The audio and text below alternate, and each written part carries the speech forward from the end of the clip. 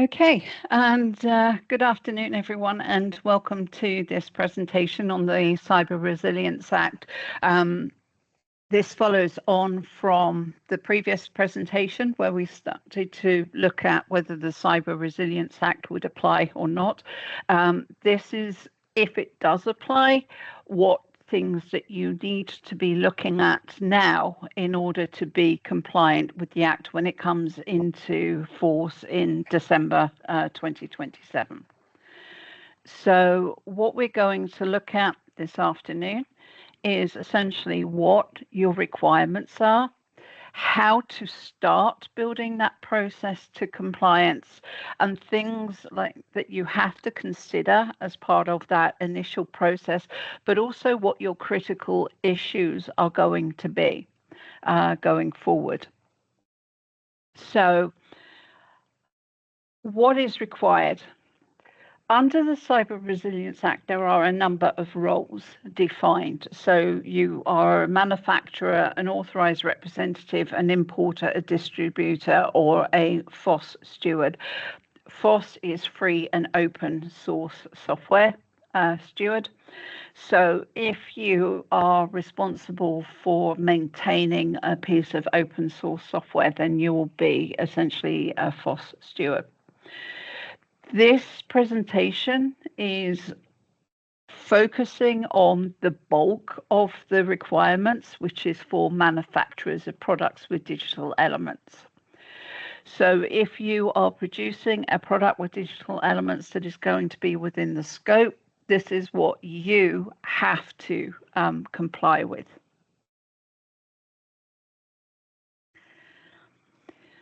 The requirements for manufacturers are set out in Article 13 in the Act, and there are a lot of them. So essentially, what you have to ensure is that any product that you produce meets the Cyber Resilience Act's essential cybersecurity requirements, and those are set out in Annex 1, Part 1 of the Act.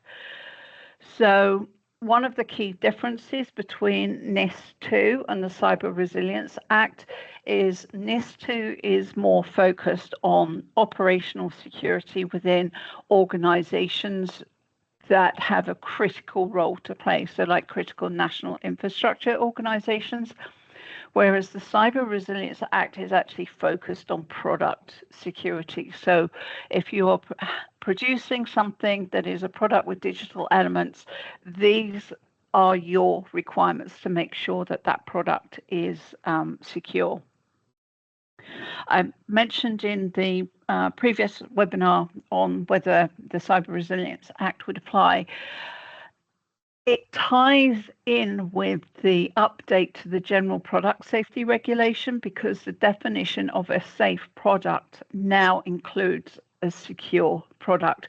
So if your product is not secure, it's not deemed safe, and there is a risk that your product could be removed from the market by a market surveillance authority, or you could be instructed by a market surveillance authority to correct the issue. So you must meet these essential cybersecurity requirements, and I will come on to what they are in the next slide. The key for security within most of the legislation is that it should be approached from a risk-based approach, in that you shouldn't necessarily kind of apply every single security control possible, because one, that's not cost and time effective, and certainly not resource effective to do that. Also, when you are looking at risk mitigation with controls, you can mitigate the risk level with a certain control.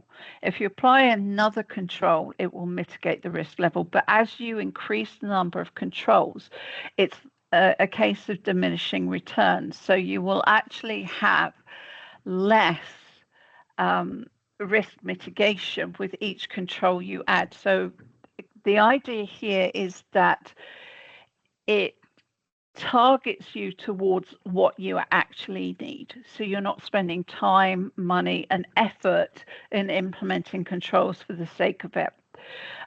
So, for example, ISO 27001 Annex A essentially has a list of, I think it's over 101 security controls in the annex. You would not be expected to literally apply every single control, because if some controls aren't necessary, then you don't need to do it. So you need to make this risk managed, but you also have to have the risk documentation as part of the technical documentation for conformity assessments. So you're going to need to apply this risk-based approach. You must demonstrate due diligence when applying components from third parties. So again, there is a secure supply chain element in this. So you're going to need to look, if you are sourcing components as part of your product, be they software or hardware, you need to look at a secure supplier. There's a big part of the Cyber Resilience Act that sets out your obligations with regard to vulnerability handling, and that is in Annex 1, Part 2. And that actually sets out how you manage sort of identifying vulnerabilities, how you notify them, how you mitigate them with patches, and those requirements. So you need to be very clear that there are stringent obligations to keep the product secure throughout its life cycle, and that includes vulnerability handling and patching. You need to keep all relevant documentation. You need to determine what the support period is. The law says by default, excuse me, that it's 5 years. However, if your product only has a product lifespan of 2 years, then obviously it will be 2 years. If your product has a lifetime expectancy of, say, 15 years, then your support period will be 15 years. Again, all the security updates that you issue during that time have to be kept either for 10 years or the support period if that's longer. So if your support period is 15 years, you have to keep it for 15 years. Support for older versions is not required if users can upgrade to the latest version for free without needing additional hardware or software changes. So again, that sets out the requirement that it's only the latest major version that you really need to be in compliance with the CRA with. So when it comes into force on 11th of December 2027, if you are issuing major updates after that date, it is those versions that will need to be in compliance. I mean, ideally, you should already be there with versions that you issue beforehand, but legally, it's the ones that come after that you have to be in compliance with. So there's kind of a bulk of these requirements. I mentioned about Annex 1, Part 1, which is the cybersecurity requirements. That's another set. You have to have products that are secure by design and configured as secure by default. They must be placed on the market without known exploitable vulnerabilities. You must also, by the secure by default configuration, have like a factory reset option. You must provide these updates, but depending on the product, you also need to provide users with an opt-out of this. You have to obviously protect against unauthorized access and report unauthorized access attempts, protect the confidentiality, the integrity of that data. So there's another set of these requirements. I'm not going to focus in depth on these because this presentation will be sent out to you, so you can kind of use this list that's in the presentation to set up a requirements checklist in Excel if you need. But these are going to be all the requirements, and essentially they're driving this secure by design, secure by default approach, so that your product is deemed to be safe and secure. Again, the other requirements in Article 13, again, there's a lot more of them. Before market placing, you have to have the technical documentation and conformity assessments done, and a CE marking must be affixed. If it's not a physical product, the CE marking should be in the documentation that comes with the product. You have to keep the technical documentation for 10 years or the support period if longer. You have to keep it secure. Manufacturer contact details must be accessible on or with the product, and you need to provide a single point of contact for users, particularly for vulnerability reporting. So if I'm a user of your product, I should have that single point of contact that I can report, hang on, this is not working properly, this is this is a security issue. So you need to create this single point of contact. You must include clear instructions. You must specify what the support period is and essentially what the end date is. It must come with a declaration of conformity. If your products fall out of conformity, you must take immediate corrective action to get it back into conformity. You must comply with market surveillance authorities. If you are a business that has a product with digital elements that's going to be subject to the Act, then if you are going out of business, you have to notify the market surveillance authorities before that happens, because obviously then it creates an issue that potentially there is a product with digital elements that is not going to continue to be supported and maintained. So there are requirements there depending on sort of the scenario. One of the other key parts of these requirements is that you need to create what's called a software bill of materials. And essentially the software bill of materials is a document where if you are using components in your product, you document what those components are, you document how they interact with each other. And the idea is that it gives in the technical documentation an overview of kind of like the data flows between these different components and where potentially risks to the security of that information might arise. So there's a lot of requirements, and as I mentioned, you can lift these out of the presentation when it's sent through and start to create your own checklist if you want. There's also reporting obligations in Article 14 on manufacturers. This stipulates that you must report any actively exploited vulnerabilities and severe incidents. An actively exploited vulnerability is where you have information that an attacker has got in, has exploited the vulnerability and got access to data. When you look at the guidance, it makes clear that zero-day vulnerabilities are not considered actively exploited, even if they're reported by bug bounty hunters. If you get an email saying, you've got this 0 day, we've identified this, that is not deemed to be actively exploited, so you don't have to report that. But obviously, if somebody attacks your systems and gets the product and actively exploits a vulnerability, then you must report.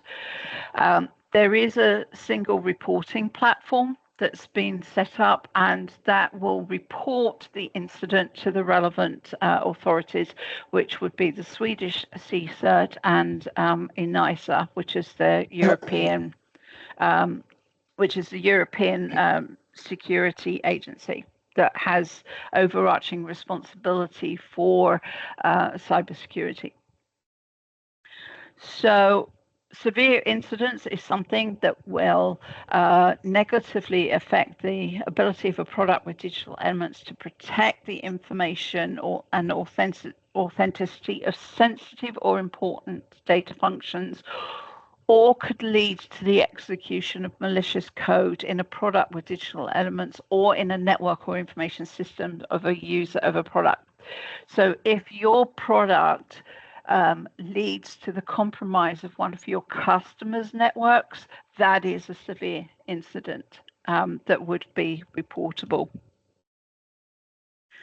This begins for manufacturers in September. That the Act itself comes into force on the 11th of December 2027, but these reporting requirements come in, I think it's the 11th of September this year. So you need to be very geared towards being able to evaluate your vulnerabilities, whether they're exploited, and be aware of what you have to do if that happens. Because we aren't that far from September, particularly when you consider, we in Sweden, we have like a semester period where, sort of people go for a long period of time. So you need to be very conscious that this is coming and quite quickly. There are defined time frames that you must meet. If it's an actively exploited vulnerability, you need to provide an early warning notification within 24 hours of becoming aware of it. You have to give a vulnerability notification if that information isn't already provided in the early warning notification within 72 hours of becoming aware of it. And a final report has to be provided no later than 14 days after a corrective or mitigating measure is available. So if you issue a patch, that report is due final report is due within 14 days. So that becomes quite a stringent requirement. If it's a severe incident, again, early warning notification within 24 hours of becoming aware of it. An incident notification if you haven't already provided all the information in that early warning notification within 72 hours, and a final report within 1 month of the original incident notification. So you have quite stringent timeframes, very similar to sort of what GDPR introduced with sort of within 72 hours of an incident. These pieces of legislation continue with this kind of timeframes. Those are your requirements. So there's quite a lot. As I mentioned, there's a single reporting platform that you can use to report all of these incidents and actively exploited vulnerabilities.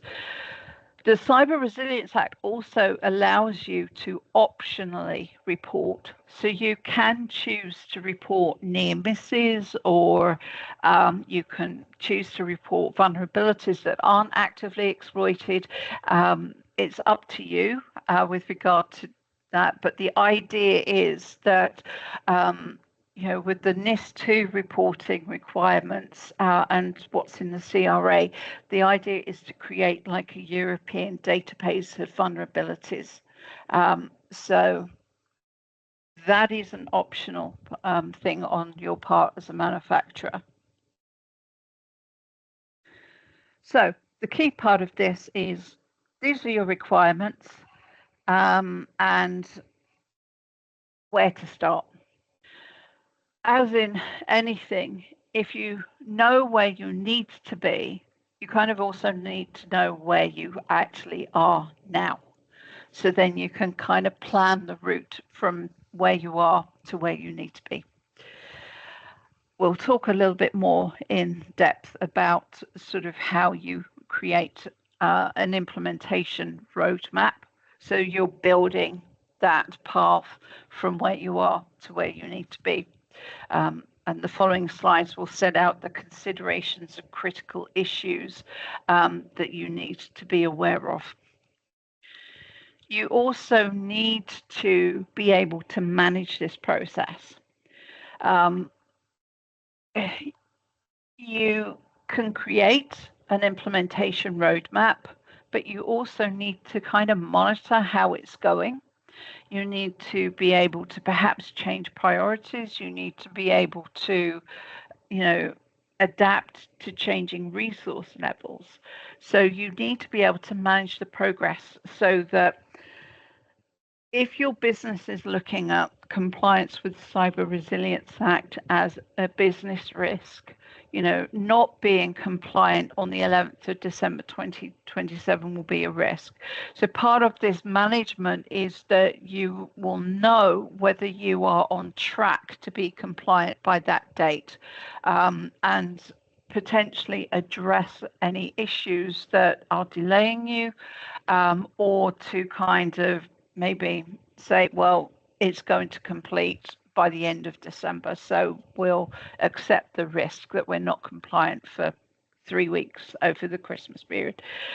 You need to manage this process and how you're doing. So I talk about where you are now, and that is essentially you need to conduct a gap analysis with those requirements. How many of those requirements are you compliant with now?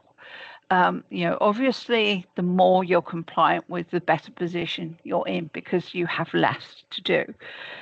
If you're not compliant at all, then you have a lot of work to do. One of the things when you're doing a gap analysis is that you might look at a requirement and say, yes, we have this in place. But one of the other things that you actually have to ask when you're doing this is this measure compliant enough?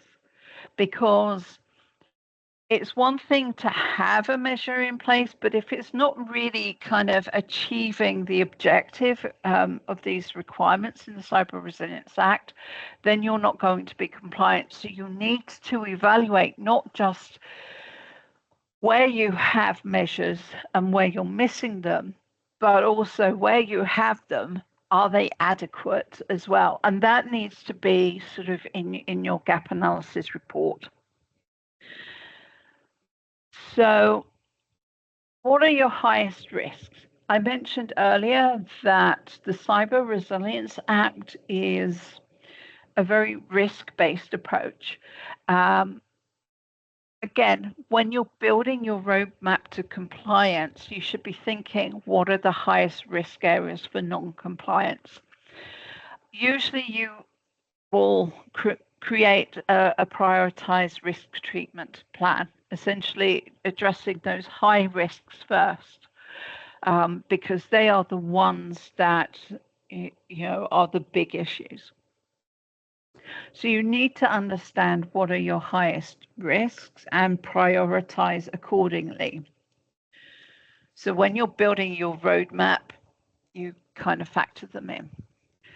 You also need to be thinking what will take the longest to implement. If you currently don't have sort of a secure by design and by default approach, that is probably going to take you a little bit of time to build, to implement, and to maintain. If you're on the 11th of November 2027 with 1 month to go, and that's when you start to look at sort of this secure design approach, then the chances are you're not going to meet the time frame. So think about what is the most difficult thing to implement in terms of the level of effort that you need to put into this, that the kind of the amount of resources that you need to put into this, and what is actually just going to take the most time because it's quite complex or it needs a lot of different steps to be implemented. Because you need your implementation plan, your kind of implementation roadmap needs to factor that in. As I said, if you start looking at this, say like the week before, you're not going to be compliant. So think about that when you're building this implementation roadmap. Budget and resources. Again, think about what you have to have in order to achieve this. Are you going to have that? Because again, that might actively change how you build your implementation plan around what budgets, what people, what tools and systems that you have available to you to get this done. So all of these are going to factor into your considerations when you're building this implementation roadmap. So the managing of this process means that you should also be flexible enough with this roadmap that it's managed and reviewed at regular periods. So if there are changing priorities, if there are changing risks that you need to address, or if something appears to suddenly become a lot more complicated and take more time, you might need to change the priority order of how you're implementing this compliance. So you need to be flexible. You need to be managing this to account for changing priorities and changing risks. So this ongoing management of the implementation is a critical part of this. Other critical issues that you have to be really thinking about now is security itself. Do you have senior management buy-in for this? I mean, it's a legal requirement. You know, the risk to the organization if you don't do this is potentially devastating, because if you don't build a compliant product, the Market Surveillance Authority can tell you that you cannot sell that product on the EU market. So that can actually be quite a devastating business impact. So again, there needs to be this senior management buy-in to kind of support that process. The other reason for that is generally, if you try to implement security kind of like on a bottom up approach, it rarely works. It needs to kind of start at the top and kind of work down so that you set the organization into a security culture so that people comply, and you build compliance into the organization. You build security in with this. So senior management buy-in is a critical requirement. If you're looking at ISO 27001, that is actually one of the key things. Leadership is a specific section of the certification that they're looking for this management support, that the business is going to get the resources and what it needs in order to have a functioning information security management system, or ISMS. Have you identified engaged all stakeholders? This is another critical part of security. And a lot of that is going to depend upon the size of your business. Larger businesses are more likely to already have some of those functions. Smaller businesses, perhaps not necessarily so. But identifying and engaging all stakeholders is also essentially identifying the roles and responsibilities that will be required in order to have a functioning information security management system, ISMS. It's who is going to have, who's going to review and approve policies, who's going to be responsible for vulnerability management in the product and the process to keep the product secure, who is going to have responsibility if you have an actively exploited vulnerability or severe incident of reporting to the authorities. You need to be very clear about who is going to do what. The smaller you are as a business, potentially the more problematic it might be, because you might not have someone who has the capacity to take on some of these security roles. Equally, if you're asking someone to take it on, you might need to have a union negotiation because you're changing kind of their job. Again, you might want to consider, if that doesn't work, do you have the budget potentially to engage a consultancy that provides a CISO as a service functionality for you? These are decisions that you need to be thinking about now. How is this going to work? Who is going to make it work? Who is going to kind of have the ownership of this within the organization? With regard to security, it's like, have you decided on an approach? Are you going to look potentially about having an ISO 27001 certification? So you build a full information security management system. You have clearly defined roles and responsibilities. You're driving continuous improvement. You're identifying areas of non-compliance, and so you kind of have this functioning information security system within the organization. That might be a lot, particularly again if you're a smaller organization. So then perhaps you might want to be looking at like SIS controls. So SIS controls provide a phased approach to give you cyber resilience. So you can kind of look at that and say, right, okay, phase 1, we're going to implement this. Phase 2, these are the phase 2 controls, so we're going to do this. So SIS controls kind of give you that roadmap of control implementation. But again, you need to remember, you might not need all of those controls if your risk assessment deems it not necessary. But SIS controls is actually a good way to kind of map that. Cyber Essentials.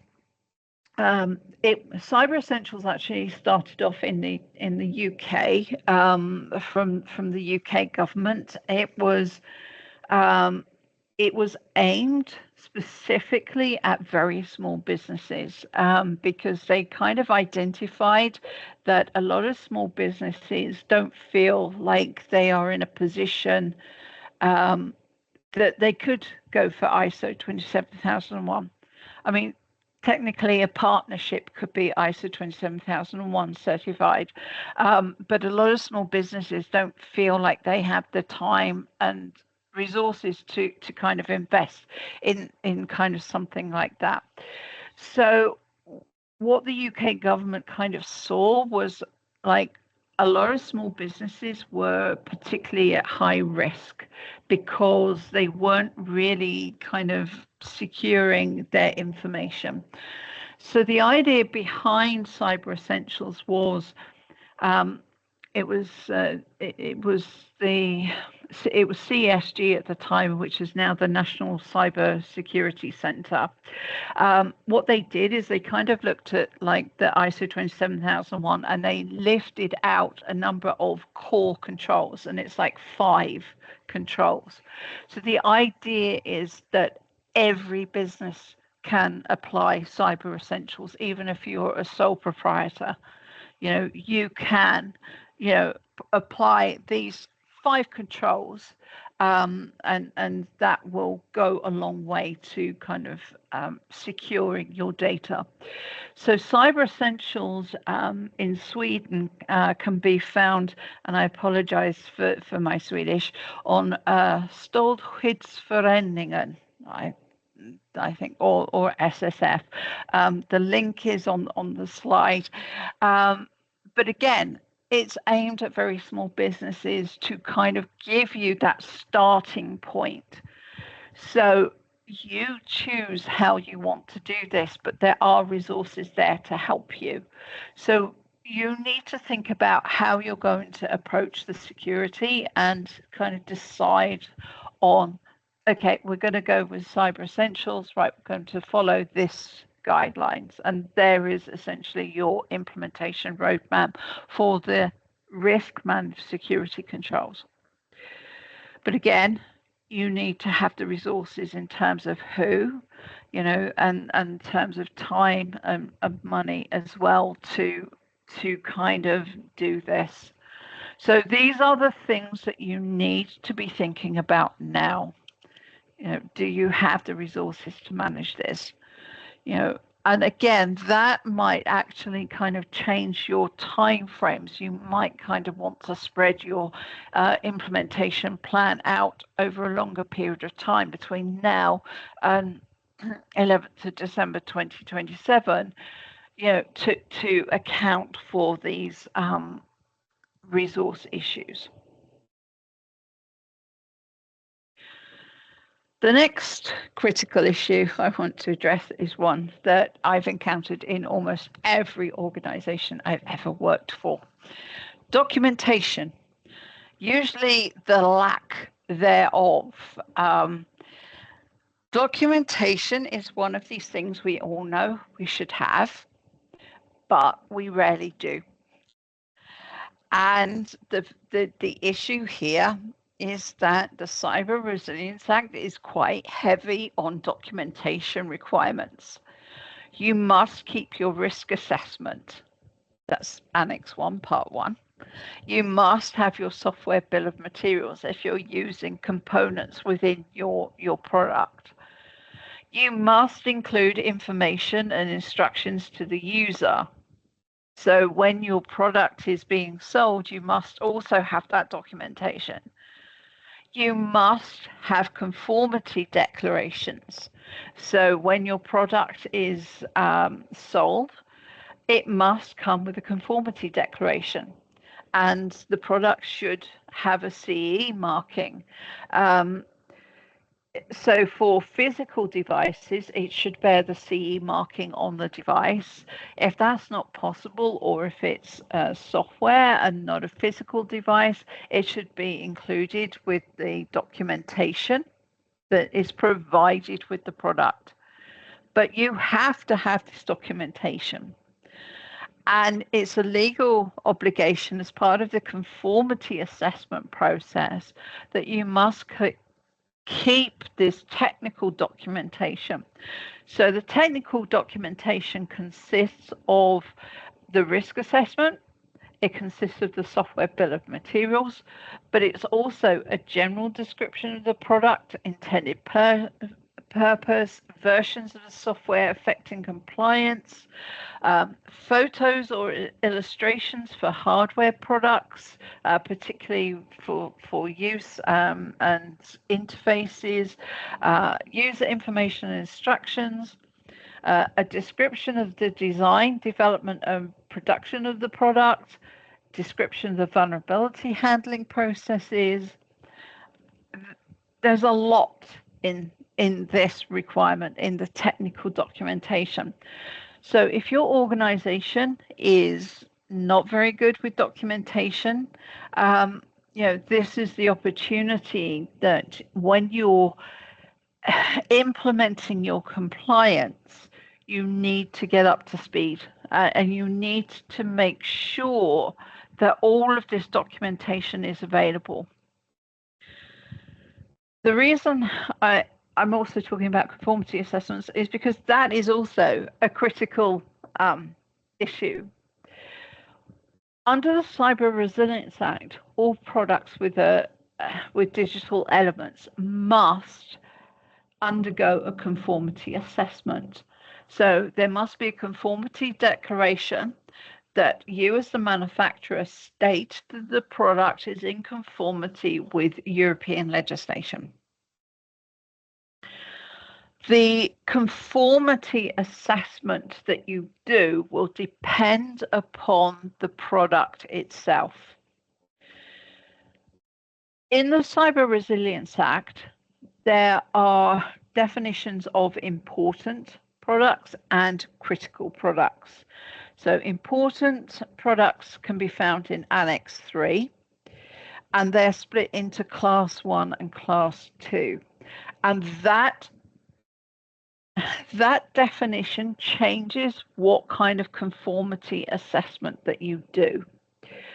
A critical product must have mandatory EU cybersecurity certification, and the cybersecurity schemes are set up by ENISA,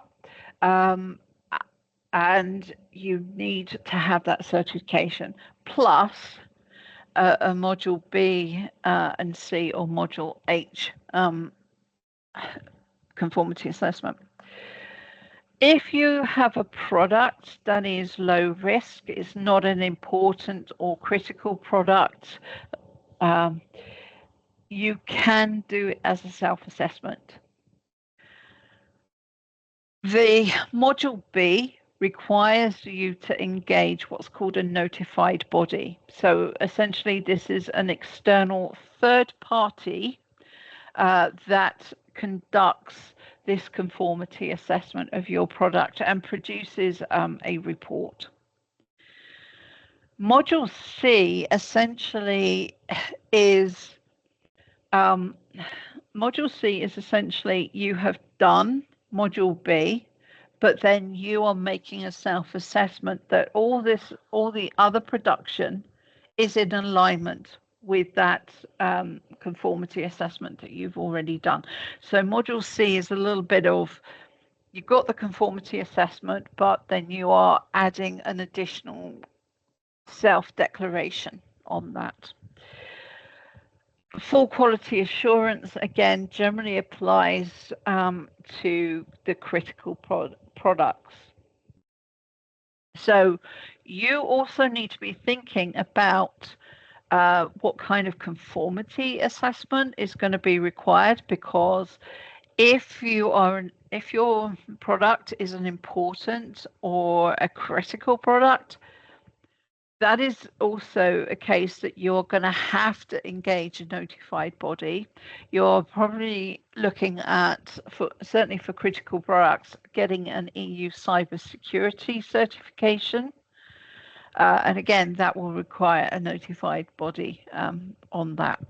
So this is the point where you need to be thinking what it is that you have and whether a self-assessment that you can do the conformity declaration from is sufficient, or whether you want to engage a notified body.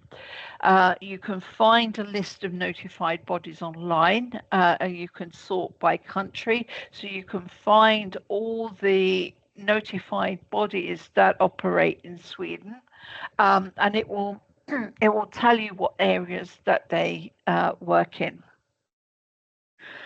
So, for example, you'll find a notified body that will certify like medical devices. You'll find a notified body that certifies cybersecurity. So you can then choose a notified body. If it's a low-risk self-assessment, that doesn't preclude you from choosing a notified body if you feel that there would be benefit to your customers from having that third-party assessment.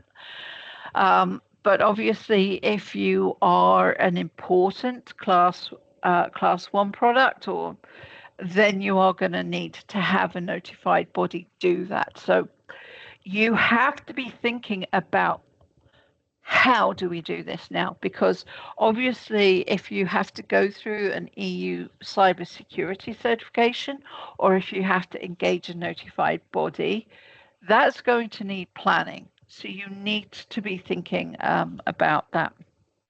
So just to kind of give a little bit of a summary between the different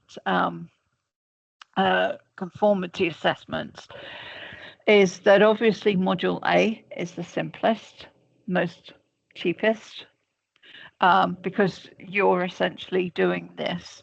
But again, you have to be thinking about, okay, here we've got important products class 1 without harmonized standards, or class 2 and critical products. Yes, you must have a notified body. So again, this should hopefully guide you with regard to what you need to do. The time if you're thinking about this again, sort of in November next year, then you're going to have issues, particularly if you have an important or critical product, because you're not going to be able to get that certification or notified body to do the assessment within a month. So again, this critical part of this is you have to plan this into your roadmap to get this done. So to summarize, if you've identified that the Cyber Resilience Act is going to apply, you need to understand what those requirements are. As I said, you can use this presentation and kind of lift those requirements into a spreadsheet, create a checklist, or however you want to use them. But those will give you what you have to do. And that should give you kind of your objectives. This is where we want to be. In order to get there, you have to do a gap analysis. You need to know where you are. You know, do we have these measures? Are the measures adequate? You know, if we don't, what do we actually need based upon our risk management approach? You know, how are we going to implement this? Are we going to do this as an ISO 27001 project? Are we going to use SIS controls, or are we going to use Cyber Essentials, or are we going to do something else? You have to determine your security and risk management approach to help you create this roadmap for prioritized risks, you know, and particularly for the measures that are going to take time, because obviously you want to prioritize those first so they are completed within the time frame. And you need to be monitoring this so that you have a picture of whether you're going to achieve compliance by the 11th of December 2027. So, you know, this should kind of be your approach going forward. So, okay. I'm finishing a little early, but are there any questions?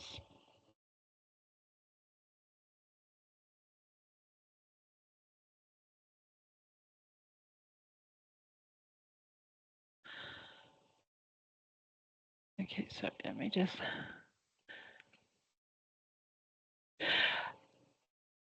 Yeah, with regard to the exemptions, there are generally the Cyber Resilience Act with regard to applicability tends to exempt things where there are sector-specific legislation that applies. But the caveat in the Cyber Resilience Act is that it should provide an equivalent level of cybersecurity. So if you find that the sector-specific legislation is not as secure as what the Cyber Resilience Act requires, you need to kind of apply the Cyber Resilience Act additional measures. If it's equivalent, then obviously the Cyber Resilience Act will not apply. Your sector-specific legislation will. No.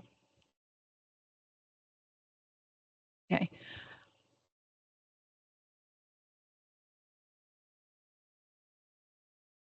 Okay. Does anyone have any other questions?